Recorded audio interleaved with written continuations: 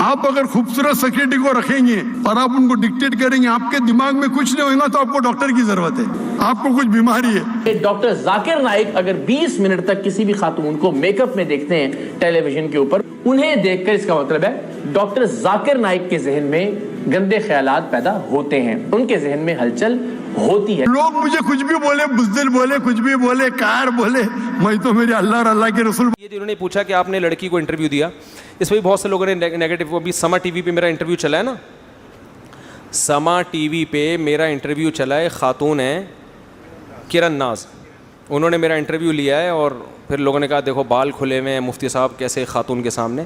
میرا معمول نہیں ہے کہ کسی خاتون کے سامنے بیٹھ کے میں انٹرویو دوں.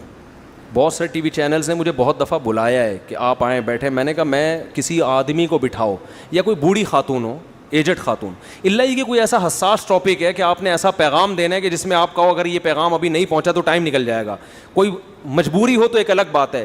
نارملی میں اس عمل کو جائز نہیں سمجھتا کہ علماء کسی جوان لڑکی کے سامنے بیٹھ کر ٹیلی ویژن کی اسکرین پہ انٹرویو دیں. میں نہیں کہہ رہا کہ جو علماء یہ کر رہے ہیں وہ غلط ہیں, برے ہیں, ان کے پاس کوئی دلیل ہوگی یا ہو سکتا ہے ان کے پاس کوئی تعویل ہو, لیکن میری رائے یہ ہے کیونکہ اس سے بے پردگی پروموٹ ہوتی ہے, اس سے میسج یہ جاتا ہے کہ یہ کوئی غلط بات نہیں ہے, یہ میسج جاتا ہے. اس لیے ٹیلی ویژن چینلز میں جو میرا اب تک معمول رہا ہے وہ یہی ہے کہ میں اسٹوڈیو گیا تو پتہ چلا کہ کوئی جوان لڑکی بیٹھی ہوئی ہے انٹرویو لینے کے لیے, تو میں نے وہاں وہ انٹرویو کیا کر دیا, کینسل. میرا جب سے ٹی وی میں جانا شروع ہو میرا یہ معمول ہے, میں کہتا ہوں بھائی کسی آدمی کو بٹھائیں.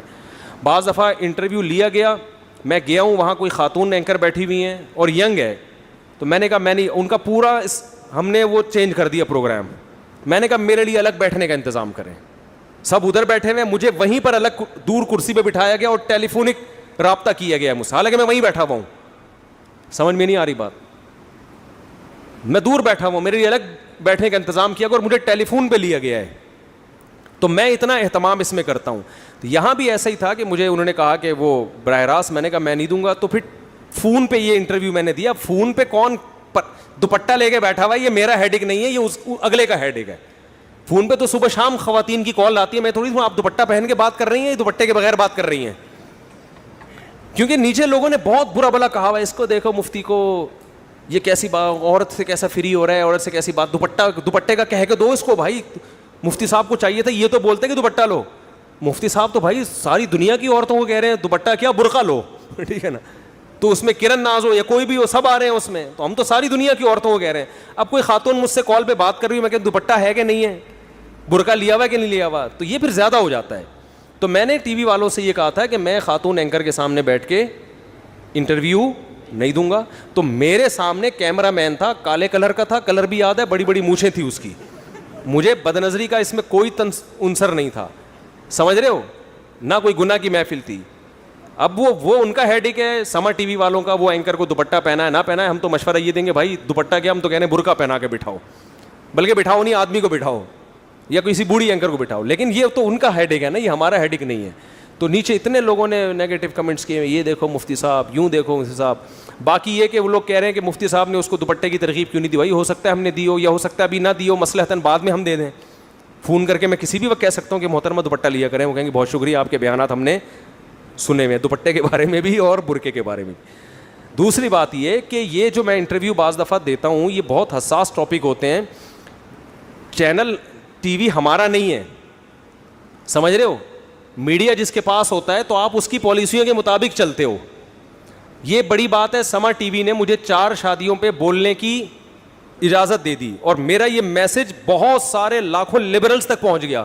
میں نے اسپیشل فون کر کے کرن ناز کا شکریہ کل رات ادا کیا ہے کہ مجھے اس سے نہیں ہے کہ آپ نے میری شخصیت کو ہائی لائٹ کیا یا میرے بارے میں پوچھا کتنی بکریاں ہیں, کتنے دمبے ہیں اور کتنی سوئمنگ ہے, کیا ہے. مجھے خوشی اس بات کی ہے کہ اس سما ٹی وی کا ایک بہت بڑا نیٹ ورک ہے.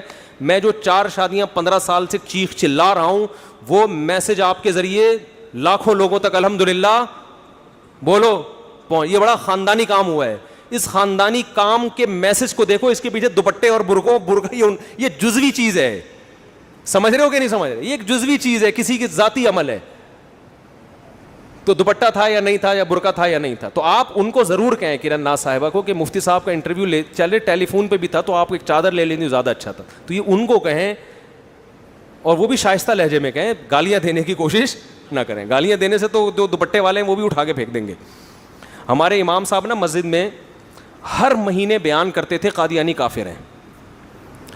پہلا بیان ہم نے سنا, ہم نے کہا قادیانی کافر ہیں, جو نہ مانے وہ بھی کافر. بڑا جوش آیا ہمیں.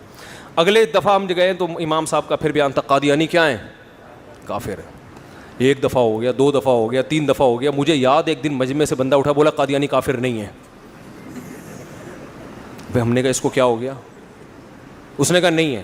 ایک بوڑھے میاں تھے, وہ غصے میں کھڑے ہو گئے, انہوں نے کہا نہیں ہے قادیانی کافر, حالانکہ وہ نمازی آدمی, داڑھی ان کی. میں نے کہا ان کو کیا کہہ رہے ہیں یار, ہر ہفتے یہی سن رہے ہیں قادیانی کیا ہے, کوئی ٹاپک ہی نہیں ان کے پاس. تو بس نہیں ہے. اور وہ اس پہ اتنے ضدی ہو گئے, انہوں نے کہا مناظرہ کر لو. تو خیر ان کو تو ہم نے کسی طرح سنبھالا. وہ اس وقت شکر ہے میڈیا اتنا متحرک نہیں تھا, ورنہ وہ ویڈیو پہ آتے اور اب تک مارکیٹ سے شارٹ ہو چکے ہوتے. ہمیں پتہ تھا یہ بیچارے جذبات میں آ گئے ہیں, وہ ایک ہی چیز ٹاپک سن کے نا.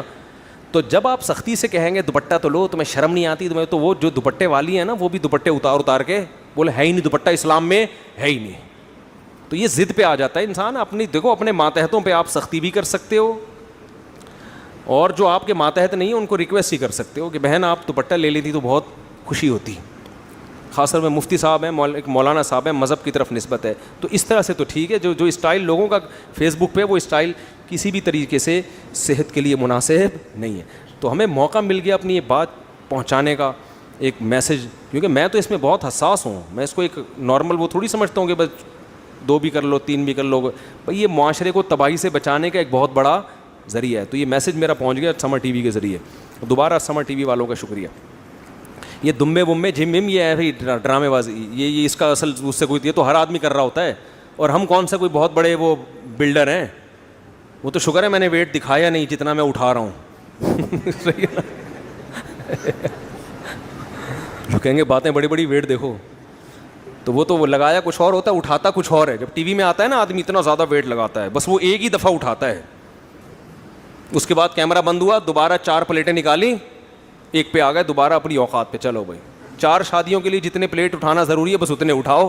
اس سے زیادہ فنٹر بننے کی, ڈسک آپ کی ذرا سی ہل گئی نا کمر کی, ویٹ اٹھانے کے چکر میں آپ فنٹر بننے کے لیے آپ نے تھوڑا سا ویٹ زیادہ اٹھا لیا, تو چوتھی تو دور کی بات, بقیہ سے بھی محروم ہو جاؤ گے آپ. کمر دائیں بائیں تھوڑی سی ہو گئی تو گیا, یہ فلسفہ گیا. صحیح ہے نا. پڑ جائیں گے لوگ, بولیں گے یہ انجام ہوتا ہے, دیکھ لو اس بندے کا, یہ انجام ہوتا ہے آدمی کا. تو زیادہ فنٹر نہیں, ہلکا پھلکا, گھڑ سواری ہلکی پھلکی, سوئمنگ ہلکی پھلکی, جاگنگ ہلکی پھلکی. ہاں جو ہیں ماسٹر ہیں, جو ماہر ہیں, وہ کرتے ہیں زیادہ. تو اصل مقصد جو میرا سمر ٹی وی پہ تھا, وہ میسج الحمدللہ پہنچ گیا.